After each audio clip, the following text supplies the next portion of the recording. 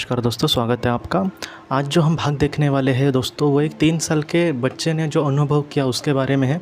उन्होंने जो किताब लिखी है उसके पिताजी ने, उनका नाम है टॉड बर्पो, और उनका जो बच्चा था जिसको ये सारे अनुभव हुए दोस्तों, उसका नाम है कोल्टन।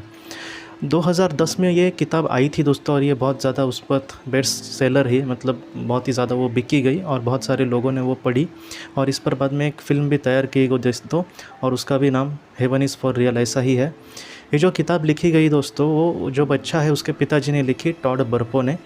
क्या हुआ था दोस्तों, वो जो बच्चा था उसकी मैं पहले से आपको थोड़ी सी कहानी कहता हूँ कि ये जो भाग है दोस्तों हम एक एक करके देखने वाले हैं। शुरुआत में मैं आपको कहता हूँ कि क्या हुआ दोस्तों कि जो बच्चा है वो तकरीबन सिर्फ 3 साल का था और उसका नाम था कोल्टन बर्पो।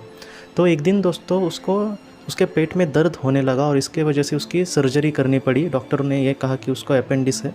तो उसकी जो सर्जरी चल रही थी दोस्तों, सर्जरी ठीक हो गई, सब कुछ ठीक हो गया, लेकिन बाद में ऐसा हो गया दोस्तों कि उस बच्चे ने कुछ ऐसी चीज़ें कही अपने पिताजी से जो एक नॉर्मल नहीं थी। तो वो सारी चीज़ें जो है वो एक एक भाग करके हम देखने वाले हैं। आज जो हम चीज़ देखने वाले हैं, सबसे पहले उसने ये कहा पिताजी से अपने कि वो स्वर्ग में जाकर आया है। तो पिताजी ने कहा कि तुम ऐसे क्यों बात कर रहे हो वगैरह।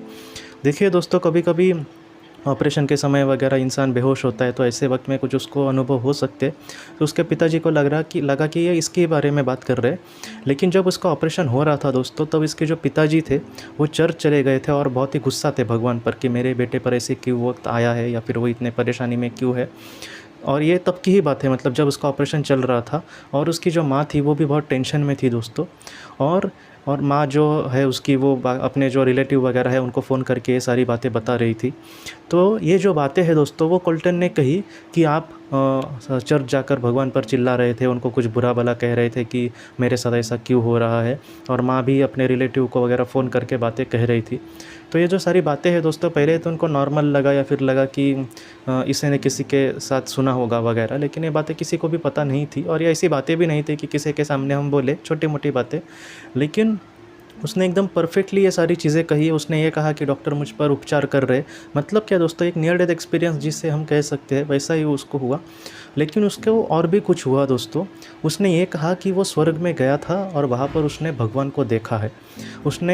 उसके जो पिताजी है दोस्तों, वो चर्च में प्रवचन वगैरह देते थे, और पहले से एक यीशु क्रिस्त पर, जीसस पर बहुत ही उसकी श्रद्धा थी। तो उसने ये कहा कि मैं जब चर्च गया, स्वर्ग गया, तब उसने एक सुंदर सा चर्च देखा दोस्तों। और उसके बाद उसने ये कहा कि मैं चर्च में जाकर अंदर बैठ गया। उसने ये कहा है दोस्तों कि उस जीवन में, मतलब स्वर्ग में जब वो गया था, तब वो पूरी तरह से अकेला था, वहाँ पर कोई भी नहीं था। लेकिन उसने ये कहा है दोस्तों कि मैं ज़रा भी नहीं घबराया, या फिर मुझे ऐसा लग रहा था कि कोई एक तीसरी शक्ति है जो मुझे संभाल रही है। ऐसे सारी बातें उसने कही। और उसके बाद उसने ये कहा कि वो चर्च के अंदर चला गया और वहाँ पर जाकर बैठा। वहाँ पर एक सुंदर संगीत बज रहा था दोस्तों। और उसके बाद कोई एक पीछे से उसके लगा कि कोई आया है, और उसके बाद उसने पीछे मुड़कर जब देखा, तब उसने ये कहा कि खुद यीशु क्रिस्त वहाँ पर थे, खुद जीसस थे वहाँ पर, और उन्होंने प्यार से उसके साथ कुछ बातें की। और कोल्टन ने बाद में ये कहा दोस्तों कि जो सामने गाना बज रहा था, जो संगीत बज रहा था, तो उसके बारे में जब उसको पूछा गया, तब जो भगवान है, जो ईश्वर है, तब उन्होंने उस कोल्टन को ये कहा कि कोई और संगीत तुम सुनना चाहते हो क्या इसके बारे में। तब कोल्टन ने उनको ये कहा कि उसने कोई, आप समझ सकते हैं कि 3 साल का बच्चा है, तो इस वजह से उसने कोई अलग ही म्यूज़िक कहा जो पृथ्वी पर उसको बहुत अच्छा लगता था। तो इस वजह से दोस्तों उसने क्या किया कि उसने पृथ्वी का कोई एक संगीत कह दिया। तो वहाँ के लोगों ने, मतलब वो भी हंसे ये सारी चीज़ों से जब उसने ये कहा, और उन्होंने कोई अलग संगीत वहाँ पर बजाया और उसका बहुत ही अच्छा लगा। उसने यही कहा है दोस्तों कि वो यीशु क्रिस्त थे।